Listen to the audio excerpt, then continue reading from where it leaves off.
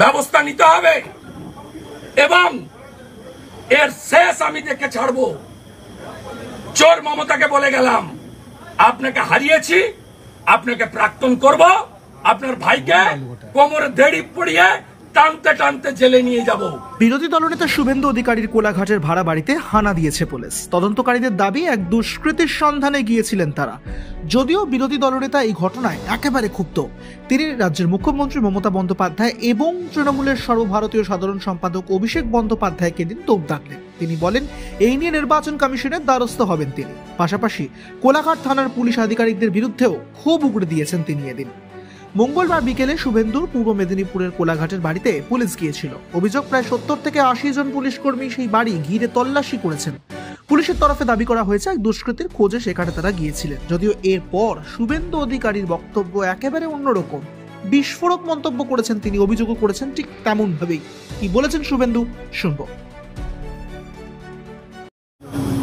আপনি যদি দুটো ভাঙা বন্দুক রেখে দেন, আপনি যদি কিছু টাকা সেখানে রেখে দেন, আপনি যদি জাল নোট, হেরোইন, ড্রাগের কিছু বেআইনি জিনিস রেখে দেন, তার দায়িত্ব কে নেবে? তারপরে ওরা ওখানে যথেষ্ট অসভ্যতামি করেছে 1 ঘন্টার বেশি সময় ধরে, এবং এর নেতৃত্ব দিয়েছে সিআই তমলুক। ওই বেটার নামটা কি? চম্পক রঞ্জন চৌধুরী, আর যিনি নন্দীগ্রামে গণহত্যার সময় নন্দীগ্রামের ওসি ছিলেন। এবং তারা ছোট হাতিতে করে, বস্তায় করে কিছু নয় অস্ত্র, নয় ড্রাগ, নয় টাকা নিয়ে গেছিল। এর জবাব 25 তারিখে আর 1 তারিখের ভোটে আপনারা দেবেন। আর আমি বিপুল সংখ্যক কর্মী সমর্থক জেলা সভা নেত্রীর নেতৃত্বে এসেছেন, আমি তাদের বলবো ভোটের কাজে চলে যান। ওরা চায় আমাদের প্রচার নষ্ট করতে।